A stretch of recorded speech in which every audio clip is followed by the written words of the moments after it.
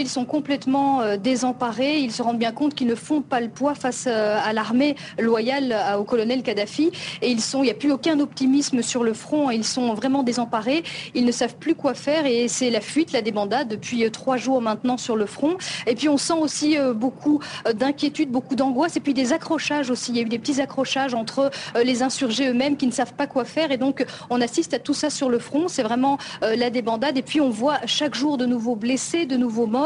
Et ça, c'est un choc pour ces jeunes gens qui, pour la plupart, étaient tout simplement des manifestants qui défilaient pacifiquement dans les rues il y a un mois et qui sont maintenant engagés dans une véritable guerre.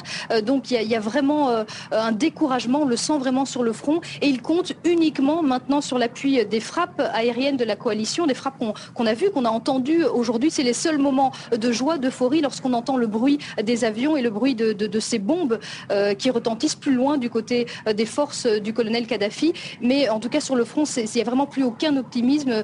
C'est vraiment beaucoup de découragement. Alors qu'en est-il justement, Pauline, du côté de l'OTAN et de la coalition internationale? Vous l'avez dit, les frappes ont repris aujourd'hui.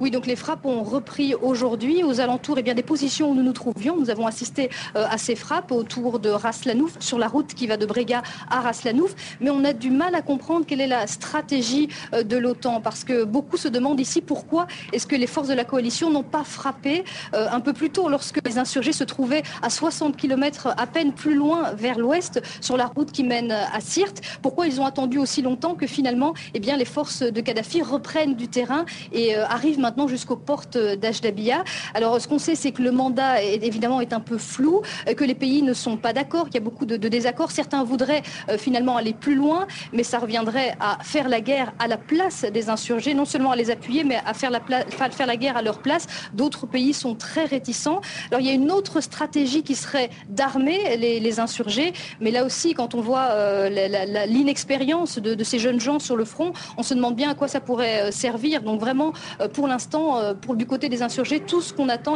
c'est des frappes de la coalition, de l'aide, du soutien de la coalition.